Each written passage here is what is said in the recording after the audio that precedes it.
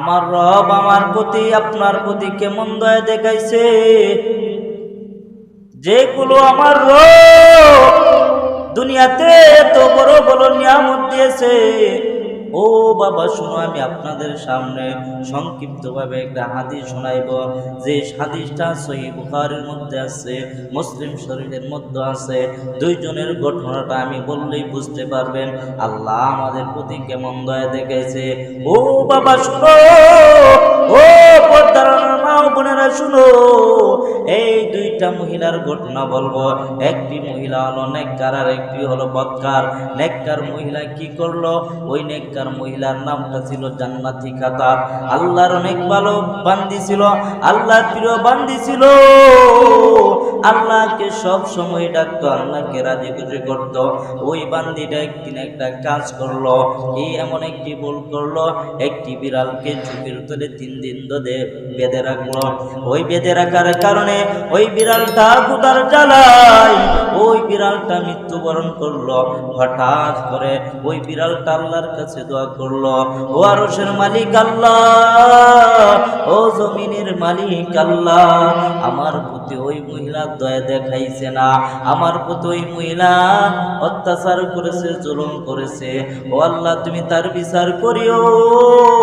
তখন আমার আল্লাহ ওই বিড়ালের বদদোয়া শুনিয়া, ওই মহিলার নামটা ছিল জান্নাতি খাতা, ওই মহিলার জান্নাতি খাতা থেকে নামটা কাটিয়া এখন আমার আল্লাহ তার নামটাকে জাহান্নামী খাতার মধ্যে উঠাই দিল। নাউজুবিল্লাহ।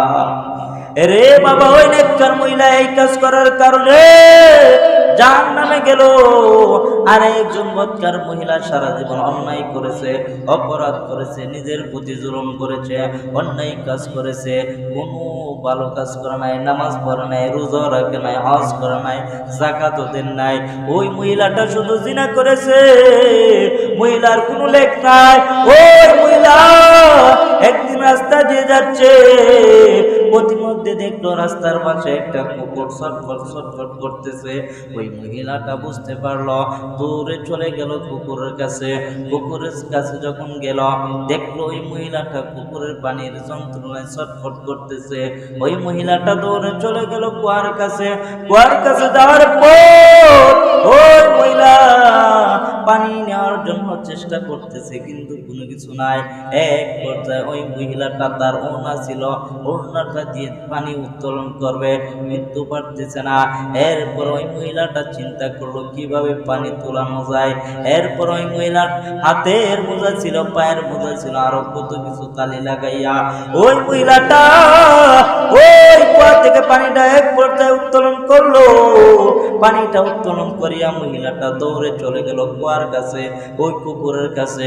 কুকুরের কাছে গিয়ে যখন ওই মহিলাটার ওড়নাটা এইভাবে চিবায়া চিবা যখন কুকুরের মুখের মধ্যে দিল, তখন ওই কুকুর আল্লাহর কাছে দোয়া করে, ও আরশের মালিক আল্লাহ, ও জমিনের মালিক আল্লাহ, আমি হলাম নিকৃষ্ট পানির আল্লাহ, আমি হলাম নাপাক পানি। ও আল্লাহ, আমার প্রতি ওই মহিলা দয়া দেখাইছে, আমার প্রতি ওই মহিলা রং করেছে, ও আল্লাহ তাকে তুমি রং করো। আল্লাহ তাআলা গায়বে একটা আওয়াজ দিয়ে বললো, ও মহিলা শুনো, সারা জীবন তো অন্যায় করেছো, অপরাধ করেছো, জিনা করেছো, বেপরদা চলেছো। ও মহিলা তোমার কোনো আমল নাই, তোমার নামটা ছিল জাহান্নামী খাতাত। আজ তুমি আজকে এমন একটি কাজ করেছো, ওই কুকুরের কাজটা করার কারণে আমি আল্লাহর কাছে বড্ড ভালো লাগলো। ও মহিলা শুনো, কুকুর তোমার জন্য দোয়া করেছে। ও মহিলা শুনো, তোমার নামটা ছিল জাহান্নামী খাতাত, এখন আমি আল্লাহ তোমার নামটা জাহান্নামী খাতা থেকে কাটিয়া এখন আমি আল্লাহ তোমার নামটাকে জান্নাতি খাতার মধ্যে উঠায় দিলাম। বলেন তো, দুইজন, একজন নেককার আর একজন বদকার। নেককার কোথায় গেল? জোরে বলেন। জাহান্নামে কেন? বিড়ালের প্রতি জুলুম করেছে, এই কারণে জাহান্নামে গেল। আরেকজন গুনাহগার বান্দি কুকুরের প্রতি দয়া দেখেছে, কোথায় গেল? জান্নাতে। এখন বলেন তো, আমলের জোরে কি আমরা জান্নাতে যেতে পারবো? বলেন। ওই বান্দি আমল করেছে, করার পরেও কিন্তু জান্নাতে যেতে পারে না, কারণ সে আল্লাহকে রাজি করতে পারে নাই। ঠিক তেমনি ভাবে আরেক আল্লাহর বান্দা আল্লাহর অনেক ইবাদত করেছে, দুনিয়াতে ইবাদত করে বান্দাটা, ওই দিক দিয়ে মসজিদের মধ্যে যখন বান্দা নামাজ পড়ে, ওই দিক দিয়ে বান্দা আল্লাহর কাছে বলে, ও আল্লাহ, দুনিয়াতে যখন আমি ইবাদত করি, ওই কান দিয়ে বাচ্চার আওয়াজ, ওই কান দিয়ে মোবাইলের আওয়াজ, ওই কান দিয়ে মুরব্বির আওয়াজ, ওই কান দিয়ে কাশির আওয়াজ, ও আল্লাহ, নির্ভেজাল ইবাদত করতে পারি না, এমন একটি সুযোগ করিয়ে দাও না যেখানে আল্লাহ শুধু তোমাকে ডাকবো। আল্লাহ তাআলা এক পর্যায়ে বান্দার দোয়া কবুল করে নিল। দোয়াটা কবুল করার পর আমার আল্লাহ ওই বান্দাকে নদীর মধ্যখানে একটা দ্বীপের মধ্যে কুদরতি ভাবে একটা ঘর বানায় দিল। ওই ঘরের মধ্যে আমার আল্লাহ কুদরতি ভাবে একটি গাছ দিল, গাছ দিয়ে কুদরতি ভাবে ফল দিল, লবণযুক্ত পানি ছিল মুক্ত করিয়া, এমন একটি পানি দিয়ে এক গ্লাস করে পানি দেয়, বান্দা একটি ফল খায়, আবার একটি গ্লাস পানি খায়, আবার আল্লাহর ইবাদত করে, আবার একটি ফল খায়, আবার একটি গ্লাস পানি খায়, আবার আল্লাহর ইবাদত করে। বান্দাটা এইভাবে ইবাদত করতে করতে 500 বছর ইবাদত করলো। এক পর্যায়ে আমার আল্লাহ বলে, ও ফেরেশতারা শুনো, ওই বান্দাকে আমি আল্লাহর দয়ায় জান্নাতে দিয়ে দাও। তখন ওই বান্দা বলে ফেরেশতাদেরকে, ও ফেরেশতারা, আমি কেন আল্লাহর দয়ায় জান্নাতে যাইব? আমি তো 500 বছর ইবাদত করলাম, ইবাদতের জন্য আমি জান্নাতে যাইব। এরপর আমার আল্লাহ রাগান্বিত হন নাই, কারণ আমার আল্লাহ হলেন রহমান, আমার আল্লাহ হলেন রহিম। আমার আল্লাহ বলেন, ও ফেরেশতারা, দ্বিতীয়বারও বলে, ও ফেরেশতারা শুনো, ওই বান্দাকে আমি আল্লাহর দয়ায় জান্নাতে দিয়ে দাও। এরপর ওই বান্দা বলে, আমি কেন আল্লাহর দয়ায় জান্নাতে যাইব? আমি তো 500 বছর ইবাদত করলাম, ইবাদতের জন্য আমি জান্নাতে যাইব। এরপরে আমার আল্লাহ রাগান্বিত না হইয়া এরপরে তৃতীয়বার আমার আল্লাহ বলে, ও ফেরেশতারা শুনো, ওই বান্দাকে আমি আল্লাহর দয়ায় জান্নাতে দিয়ে দাও। এরপরে তৃতীয়বার ওই বান্দা বলে, কেন আমি আল্লাহর দয়ায় জান্নাতে যাইব? আমি তো 500 বছর ইবাদত করলাম, ইবাদতের জন্য আমি জান্নাতে যাইব। তখন আমার আল্লাহ শুনে ফেলল। এরপরে আমার আল্লাহ ফেরেশতাদেরকে বলল, ও ফেরেশতারা শুনো, আর দেরি করিস না, ওই নাফরমানকে আমি আল্লাহর তৈরি জাহান্নাম আছে, ওই জাহান্নামের পারে পারে ঘুরিয়ে নিয়ে আসো। তখন ওই বান্দাকে যখন জাহান্নামের চোখে নিয়ে গেল, তখন ওই বান্দাকে জাহান্নামের আগুনের তাপে ওই বান্দার তৃষ্ণা লেগে গেল, পিপাসা লেগে গেল। বান্দা পানি পানি বলে চিৎকার করতেছে, কেউ পানি দিতে চায় না, কেউ পানি দিতে চায় না। এক পর্যায়ে এক ফেরেশতাকে বলবো, ও ফেরেশতা, আমাকে পানি দাও। এক ফেরেশতা দাঁড়িয়ে থাকবে একটি গ্লাস পানি নিয়ে, ওই ফেরেশতাকে বলবে পানি দাও। ওই ফেরেশতা বলে, পানি দিতে পারি, শর্ত আছে। বান্দা বলে, কি শর্ত? তাড়াতাড়ি বলো। বান্দা বলে, ফেরেশতা বলে, শর্ত এটাই, একটি গ্লাস যদি পানি দেই 500 বছরের ইবাদত দেওয়া লাগবে। বান্দা বলে, আর দেরি করিস না, আমার 500 ইবাদত তুই নিয়ে নে, বিনিময়ে আমাকে ওই গ্লাসের পানি দে। বান্দা একটি গ্লাস পানি খাইল, 500 বছর ইবাদত দিয়ে দিল। এরপর ওই কোন বান্দার আমল নাই।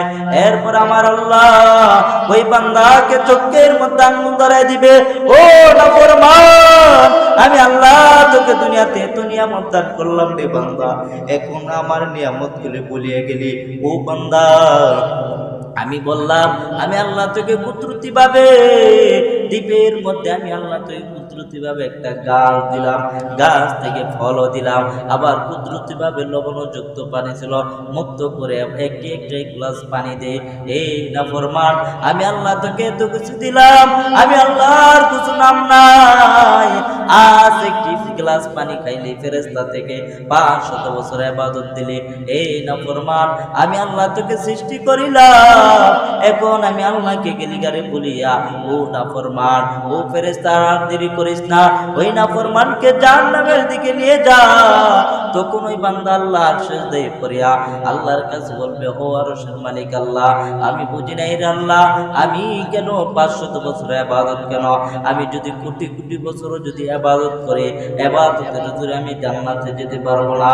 ও আল্লাহ, তোমার দয়া ছাড়া জান্নাতে যেতে পারবো না। এরে দুনিয়ার মানুষ শুনো শুনো, ভালো করে শুনো, দুনিয়াতে তো চিরদিন থাকবো না। এই দুনিয়াটা এক মুসাফির খানা, ইহা हम सब मुसाफिर है, कबर आगे ठिकाना, कोई आगे रवाना है कोई पीछे रवाना। আমি আর আপনি যখন মৃত্যুবরণ করব, মৃত্যুবরণ করার সাথে সাথে আমার আত্মীয় স্বজনরা পাগল হয়ে যাইবে, ওই মানুষটাকে তাড়াতাড়ি দাফন দে। কোথায় আছে পালকি? মসজিদের চারওয়ালা পালকি নে তোমাকে আমাকে কবরের মধ্যে নিয়ে যাইবে। ওই কবরের মধ্যে যখন নিয়ে যাইবে, আত্মীয় স্বজনেরা ওই কবরের মধ্যে যখন রাখবে, রাখার সময় এক ব্যক্তি কবরের মধ্যে ঢুকিয়া ওই মৃত ব্যক্তির কবরের মুখের মুশকিটা খুলে দিবে। আর মৃত ব্যক্তি মনে মনে ভাববে সে মনে হয় আমার সাথে থাকবে, কিন্তু না রে বাবা, সে মুখের মুশকিটা খুলে কবর থেকে লাফ দিয়ে উঠে পড়বে। এরপর ওই ভাইয়ে দেখবে তার ডানেও মাটি, বামেও মাটি, পিছনেও মাটি, সামনে মাটি, শুধু মাটি আর মাটি, কেউ নাই তার আপন। ওই বান্দা চিন্তা করবে, আই রে দুনিয়াতে আমার সাথে বিবি ছিল, সন্তান ছিল, তারা কত আমাকে কত আদর যত্ন করত।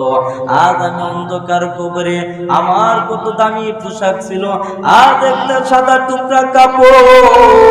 ওই অন্ধকার কবরের কিছুই নাই। দুনিয়াতে যখন আমি ঘুমাইতাম, ঘুমানোর সময় যখন আমার আরামের ঘুমটা আরাম করে দিত মাথা, এই কারণে আমি কয়েন ধরাইতাম, মশারে টাঙ্গাইতাম, আরো কত কিছু করতাম। চিন্তা করে দেখো রে বাবা, আল্লাহর নবী বলে ওই কবরের মধ্যে 70 থেকে 99টি সাপ থাকবে, এইভাবে ওই সাপের কামড় বন্ধ করবা। এরে বাবা চিন্তা করে দেখো, আল্লাহর নবী এটার জবাব দিয়ে গেল, ও উম্মতেরা শুনো, দুনিয়া থেকে তোমাদেরকে কবরের জগতে 3টা প্রশ্ন করা হইবে। আল্লাহর পরিচয় দাও, রাসূলের পরিচয় দাও, দ্বীনের পরিচয় দাও। ওই 3টা প্রশ্নের উত্তর যদি দিতে পারো, আল্লাহ নবী বলে ওই কবরটা হয়ে যাবে জান্নাতের টুকরা।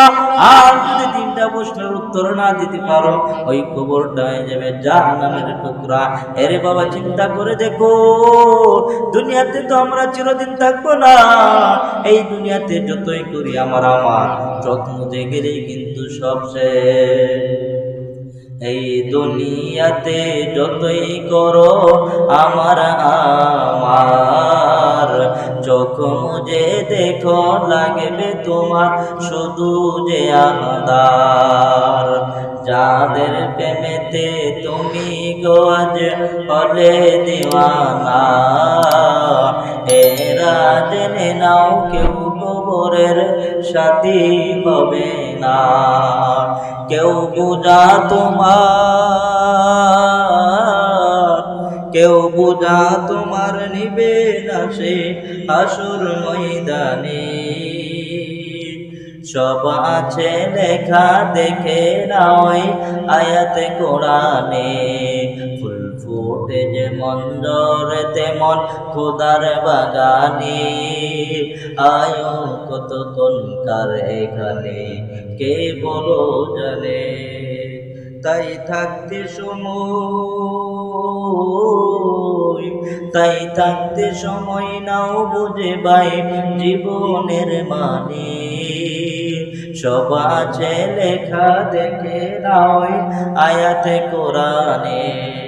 সব আছে লেখা দেখে নাও আয়াতে কোরআনে। ঠিক কিনা বলে? দুনিয়াতে আমরা চিরদিন থাকবো, এতে দুনিয়াতে যতদিন থাকবো আমল আখলাক ঠিক রেখে কবরের জগতের জন্য যেতে পারে, সেই তৌফিক আল্লাহ আমাদের সকলকে বোঝার এবং আমল করার তৌফিক দেন। সকল বলে আমিন। ওয়া আখিরু দাওয়ানা আলহামদুলিল্লাহি রাব্বিল আলামিন।